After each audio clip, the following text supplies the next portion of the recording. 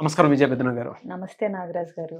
నాకు తెలిసి ఈ ప్రాబ్లమ్ వైఫ్ అండ్ హస్బెండ్‌లో అంటే రిలేషన్‌షిప్ 100 ఏళ్ల జీవితంలో అట్‌లీస్ట్ ఫేజ్ 1 చూసుకున్నా కూడా ఇనీషియల్ టైమ్‌లో గానివ్వండి, మిడ్ టైమ్‌లో గానివ్వండి, ఎండ్‌లో గానివ్వండి తెలియకుండా వచ్చేటువంటి ఒక అతిపెద్ద సమస్య. ఏంటో సస్పెన్స్‌లో పెట్టారు. ఆహా! ఇప్పుడు వైఫ్ జనరల్‌గా బాగా చూసుకున్నటువంటి వైఫ్, హస్బెండ్ కూడా ఎక్కడ తప్పు చేయకుండాటువంటి పరిస్థితి ఉన్నప్పుడు, ఎలా అంటే సడెన్‌గా తెలియకుండా ఒక అమ్మాయి దగ్గర హెల్ప్ తీసుకొని ఏదో విషయాన్ని క్లియర్ చేద్దాం అనుకుంటూ ఉంటారు. సో, దాన్నేంటంటే వాళ్ళు అడ్వాంటేజ్ తీసేసుకొని నా దగ్గర హెల్ప్ తీసుకున్నారు కదా! అనేటువంటి అడ్వాంటేజ్ తీసేసుకొని వీళ్ళేం చేస్తారు, సరే ఫ్రెండ్‌షిప్ మెయింటైన్ చేసి వీళ్ళకి తెలియకుండానే అంటే భార్యకి తెలీదు. భార్యకి తర్వాత ఎప్పుడో తెలుస్తది. ఓకే. డాక్టర్ సచిన్ రాజ్ అత్యాధునిక వరల్డ్ క్లాస్ ఫిజియోథెరపీ ట్రీట్మెంట్ తో అన్ని రకాల నొప్పులకు శాశ్వత పరిష్కారం. వీళ్ళేం చేస్తారు, దీన్ని అడ్వాంటేజ్ తీసేసుకొని ఇది నువ్వు చేయకపోతే పోయి నీ భార్యకి చెప్తానని చెప్పేసి అంటూ ఉంటారు. ఇది నా భార్యకి తెలిస్తే ఫర్దర్‌గా నా భార్య నన్ను చూపు ఏ విధంగా ఉంటుందనేటువంటి ఇన్‌సెక్యూర్‌లో వీళ్ళుంటారు హస్బెండ్. భార్యకి అది చెప్పుకోలేరు, ఉంచలేరు. ఎంత కాన్ఫిడెంట్‌గా చెప్పినా కూడా వన్స్ వేరే వాళ్ళు ఎంటర్ అయ్యారనంటే డెఫినెట్‌గా ఇన్‌సెక్యూరిటీయే వస్తది. ఇన్‌సెక్యూరిటీ రాకుండా అయితే ఉండదు. దాన్ని ఎలా బ్రేక్ చేయాలి? అంటే ఒకసారి నేను ఇది చేశాను అని వచ్చి చెప్పిన తర్వాత కూడా భార్యకి అదే ఇన్‌సెక్యూరిటీ ఉంటే దానికి ఎండ్ కార్డ్ ఎక్కడ వేయాలంటారు అసలు? సో, మీరు అడిగేది ఏంటంటే భర్తకి ఎక్కడ ఎక్స్ట్రా మ్యారిటల్ అఫైర్ కోణం లేకపోయినా అలా ప్రొజెక్ట్ చేయబడిన తర్వాత భార్య రియాక్షన్స్ ఎలా ఉంటే బెటర్ అని అంటారా, లేదంటే ఆల్రెడీ సతాయిచ్చేస్తున్నారా? ఆల్రెడీ అంటే వెళ్ళి భర్త వెళ్ళి చెప్తాడు, పాయింట్ ఇది కాదు ఇది అని చెప్పినా కూడా లేదు నాకు ఇన్సెక్యూరిటీస్ ఉన్నాయి, అది నేను బ్రేక్ చేయలేను, అక్కడ నాకు అది హాంట్ చేస్తూనే ఉందనేటువంటి ఉద్దేశంలో ఇంకా ప్రొలాంగ్ అవుతూనే ఉంది. దీనికి ఎక్కడ బ్రేక్ జనరల్ గా? ఎక్కడ బ్రేక్ అంటే ఇప్పుడు అది అంటే అవతల లేడీ ఎంత బాగా ప్రొజెక్ట్ చేసింది, ఎట్లా ఇరికించింది అన్న దాన్ని బట్టి డిపెండ్ అవుతుంది. ఇంకొకటి ఇక్కడ నేను ఎప్పుడు అంటాను కదా, రిలేషన్షిప్ లో trust is more very very very important. So already బీటలు వారిన తర్వాత దాన్ని నార్మల్ పొజిషన్ కి తీసుకురావటానికి ఆబ్వియస్ గా భర్త తప్పదు ఇక ఎఫర్ట్ పెట్టాలి. ప్లస్ భార్యలు కూడా అర్థం చేసుకోవాల్సిన విషయం ఏంటంటే ఇప్పుడు ఎన్నో ఏళ్లు గడిచి ఉంటాయి మీరు చెప్పిన దాన్ని బట్టి. సో భర్త ఎలాంటి వాడు ఏంటి అనేది చూచాయిగా ఒక నమ్మకాన్ని ఉంచుకోవాలి. ప్లస్ ఇంకొకటి మామూలుగానే అలా టిల్ట్ అవ్వబోయి వెనక్కొచ్చి మళ్ళా జీవితంలో బాబోయ్ మళ్ళీ ఇటువైపు ఆడాళ్ళ వైపు చూడకూడదు అని రియలైజ్ అయ్యి శుభ్రంగా ఉన్నాళ్ళు చాలా మంది ఉన్నారు. ఎందుకంటే కాపురాలు కూలిపోతాయి ఇలాంటివి చేస్తే అనే భయం ఉన్నప్పుడు మళ్ళా ఆ ఫ్రెండ్షిప్ అనే తప్పు కూడా చాలా మంది చేయరు. అవును. సో అందరికీ ఇలాంటి ఎక్స్పీరియన్సెస్ ఉండకపోవచ్చు, కానీ రకరకాల మనుషులు రకరకాల అనుభవాలు. అవునా? సో ఇందులో పాయింట్ ఒకటే అంటే నేను అది కాదు, నేను ఇక్కడే కమిటెడ్ అని చెప్పినా కూడా కాకుండా ఇన్సెక్యూర్ ప్రాబ్లం ఉంది నాకు అని. సో అంటే ఏంటంటే ఆవిడకి already she admitting that she has insecurities.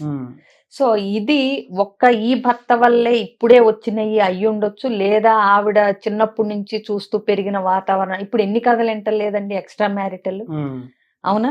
ఈ పేపర్ తెరిస్తే చాలు ఇవే కదా. సో ఏంటంటే ఒక్కసారి భర్త ఇట్లా అన్నప్పుడు ఏంటంటే ఆవిడ దాన్ని ఉన్న సిచ్యువేషన్ 20% అయితే ఆవిడ దాన్ని 80% ఊహించుకోవటం మొదలు పెడుతుంది. ఓకే ఇదంటే ఇప్పుడు సెట్ అయింది, కానీ మళ్ళా రేపు ఇలాంటివి చేస్తే ఏంటి అనే ఒక అనుమానపు ఇదిలోకి ఇన్సెక్యూరిటీలోకి ఆవిడే ఒప్పుకుంటుంది. మీరు చెప్పింది నాకు ఇక్కడ ఒకటి క్లారిఫై చేయండి, ఏంటంటే ఎక్స్ట్రా మ్యారిటల్ అఫైర్ లేదు, అసలు ఎక్స్ట్రా మ్యారిటల్ అఫైర్ లేదు. సో బట్ ఆ లేడీ అట్లా ప్రొజెక్ట్ చేసి ఈ నిరికిచ్చింది ఇక్కడ. సో ఇప్పుడు ఈవిడికి ఆ నమ్మకం ట్రస్ట్ అనేది రావటం లేదు.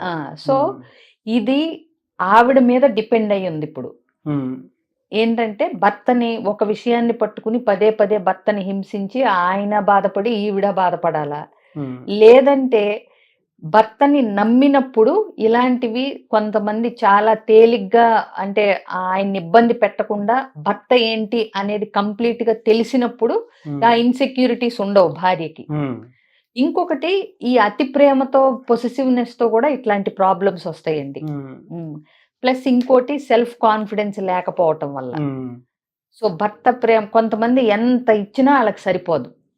ఎంత నమ్మకాన్ని ఇచ్చినా, ఎంత ప్రేమ ఇచ్చినా, అనుమానం అనేది ఒకసారి ఎంటర్ అయింది అంటే దాన్ని మూలాలతో సహా తీసేయటం చాలా కష్టం. సో ఇక్కడ ఏంటంటే హస్బెండ్ క్లియర్గా కూర్చుని ఇద్దరు మాట్లాడుకోగలగాలి. జరిగింది అన్ఫార్చునేట్ సిచ్యువేషన్. ఇప్పుడు నిజంగా ఎఫ్ఐఆర్ ఉంటే నమ్మకాన్ని తెచ్చుకోవటం అనేది చాలా కష్టం అవుతుంది. బట్ అసలు ఎఫ్ఐఆర్ అనేది లేనప్పుడు అది బ్రేక్ అయినా పెద్ద ప్రాబ్లం లేదు దానివల్ల. అవును, ఇక్కడ లేనప్పుడు అబాండానికి గురి కాబడ్డ వ్యక్తి ఆల్రెడీ ఈయనే సగం చచ్చిపోయి ఉంటాడు. అంతే కదా. చెయ్యని తప్పుకి భార్య ముందు దోషిగా నిలబెట్టడం, భార్య ముందు రుజువు చేసుకోవాల్సి రావటం, భార్య ఏమో నమ్మకపోవటం, భార్యని ఎలా నమ్మించాలో తెలియక సతమతం అవటం, వీటన్నిట్లో మళ్ళీ ఆవిడ ఇన్సెక్యూరిటీస్ యాడ్ అయ్యి ఈయన నిజంగానే ఆఫీస్ పని మీద ఒక ఆడాళ్ళతో మాట్లాడాలన్నా బిక్క చచ్చిపోతాడు. అవునా? అట్లాంటి పరిస్థితి జనరల్ గా భార్యలు భర్తలకు క్రియేట్ చేయకుండా ఉంటే మంచిది. ఇట్లాంటి టైంలోనే భార్య సపోర్ట్ భర్తకి ఎక్కువ అవసరం అవుతుంది. నేను నిన్ను నమ్ముతున్నాను, నీ పరిస్థితి అర్థం చేసుకోగలను, నువ్వేం ఇబ్బంది పడకు, ఇలాంటి 100 అబాండాలు పడినా నువ్వేంటో నాకు తెలుసు అనే భరోసా భార్య భర్తకి ఇవ్వగలగాలి.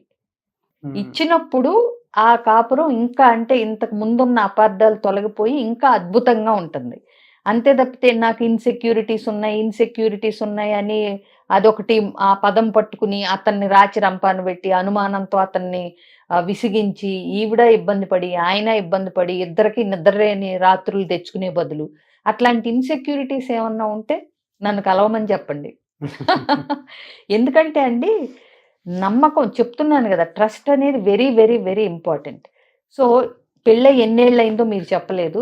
ఇన్నేళ్ల కాపురంలో భార్య అంటే ఏంటి, భర్త అంటే ఏంటి అనేది ఒకళ్ళకొకళ్ళకి తెలియలేదనుకోండి, అఫ్ కోర్స్ బయట చూస్తే బాగా ఎక్స్ట్రా మ్యారిటల్ అఫైర్స్ నిండిపోయి ఉన్నాయి, కాదంటలేదు. కానీ కూర్చుని మాట్లాడుకోగలగాలి అంటున్నాను. ఎందుకు ఇట్లా జరిగింది, ఏంటి, ఏమైంది, కమ్యూనికేషన్ అనేది, హౌ టు కమ్యూనికేట్ అనేది తెలవాలండి. ఇన్సెక్యూరిటీస్ ఆవిడకు ఉండటంలోనూ తప్పు లేదు, ఈయన మీద అబాండం పడటము దురదృష్టకరం. సో ఇవేంటంటే కూర్చుని మాట్లాడుకుంటే పరిష్కారం అవుతాయి. వాళ్ళకి దాన్ని ఎట్లా పరిష్కరించుకోవాలో తెలియకపోతే ఏంటంటే ఇలాంటివి కౌన్సిలర్స్తో మాట్లాడటంలో తప్పు లేదు. వాళ్ళు థర్డ్ పర్సన్ ఇదిలో చూసి వాళ్ళిద్దరు కోణాలు మార్చి చెప్పగలుగుతారు. బట్ ఏదైనా చెయ్యని తప్పుకు దండించటం అనేది స్లోగా ఆ ఇన్సెక్యూరిటీస్లోంచి ఆవిడ బయటకు వచ్చి ఆయన అర్థం చేసుకుని ఆయనకు కూడా మోరల్ సపోర్ట్ ఇవ్వగలిగితే ఇంకా బాగుంటుంది. చెప్పిన పాయింట్లో నాకు ఒకటి చాలా క్లియర్గా అర్థమైంది. ఏంటి అని అంటే రిలేషన్షిప్ ఇయర్స్ బై ఎన్ని రోజుల నుంచి ఉంది అనేది కూడా చాలా ఇంపార్టెంట్. చాలా ఇంపార్టెంట్ అండి. Which creates lot of understanding. ఎందుకంటే ఇప్పుడు ఎప్పుడూ కూడా ప్రేమ కంటే కూడా అర్థం చేసుకునే భార్య, అర్థం చేసుకునే భర్త ఇంపార్టెంట్. ఇతను ముందు నుంచి ఇది వాడికి అవలక్షణమా లేదంటే ఇది జనరల్ గా జరిగిందా అనేటువంటి క్లారిటీ ఆ ఒక్క ఇన్సిడెంట్ తోటి కూడా చెప్పేయచ్చు మనం. ఇది జరిగింది అని అంటే అప్పటి నుంచి లేదు, ఇప్పుడు ఇలా జరిగింది అని అంటే there is a chance to understand a lot. ఇంకా అప్పటికీ అర్థం కాలేదని అంటే ఏం చేయాలండి అప్పుడు? అంటే అర్థం చేసుకోలేనప్పుడే కదండి అపార్థాలు వచ్చేది. ఇప్పుడు ప్రేమని వ్యక్తీకరించడానికి అంటే అసలు ప్రేమ అంటే ఏంటి, దానికి రూపంగానే ఏముండదు. అర్థం చేసుకోవటం, నమ్మటం, నచ్చిన పనులు చేయటం, నచ్చినట్టుగా ఉండటం, గ్రాటిట్యూడ్ చూపించటం, ఎక్నాలెడ్జ్, అప్రిసియేషన్ చేయటం, ఇవే కదా ప్రేమ అంటే. సో వీటన్నిటిలోనే ప్రేమ కనిపిస్తుంది. సో కాబట్టి ఏంటంటే నిజంగా భర్తని ప్రేమించిన భార్య అయితే అతని పరిస్థితి అర్థం చేసుకుని అతనికి ఇలాంటప్పుడు అతనికి అంటే సాంత్వన కలిగించి ఇలాంటి అభాండం పడి సగం అంటే ఆ ఇన్సెక్యూరిటీస్లో అతను కూరుకుపోతే మళ్ళీ నాకు ఇన్సెక్యూరిటీ ఉందని చెప్పకుండా అతన్ని అందులోంచి తీసుకొచ్చి ఆ కాన్ఫిడెన్స్ ఇవ్వాలండి. కళ్ళల్లో కళ్ళు పెట్టి చూసి నీకు నేనున్నాను అనే కాన్ఫిడెన్స్ ఇవ్వగలిగితే కనుక ఆ భర్త అదృష్టవంతుడు అవుతాడు. మిమ్మల్ని అప్రోచ్ అవ్వాలంటే ప్రాసెస్ ఏంటి? చాలా సింపుల్ ప్రాసెస్ అండి. ఎలాంటి ఇబ్బందులు ఉండి ఎలాంటి ఇష్యూస్ ఫేస్ చేస్తున్నా వాటిని ఎట్లా సాల్వ్ చేసుకోవాలి అనేది అర్థం కాని కన్ఫ్యూజన్లో ఉన్నా జస్ట్ స్క్రీన్ మీద స్క్రోల్ అవుతున్న నెంబర్ కాంటాక్ట్ చేస్తే మా టీం నా అపాయింట్మెంట్ డీటెయిల్స్ అన్నీ చెప్తారు. దాన్ని బట్టి తప్పకుండా కలవచ్చండి. థ్యాంక్ యూ అండి. Thank you so much. Thank you అండి.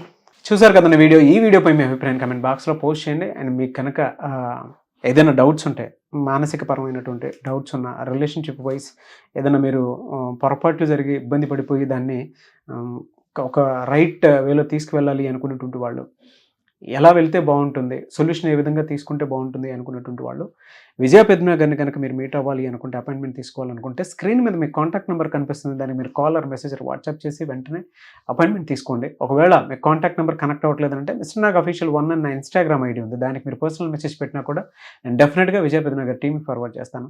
ఆ విధంగానే సరే మీరు అప్రోచ్ అవ్వచ్చు. ఈ వీడియో లైక్ చేయండి, షేర్ మాత్రం తప్పకుండా చేయండి. ఇలాంటి మరిన్ని వీడియోస్ కోసం మా ఛానల్ ఫాలో అవ్వండి. Thank you.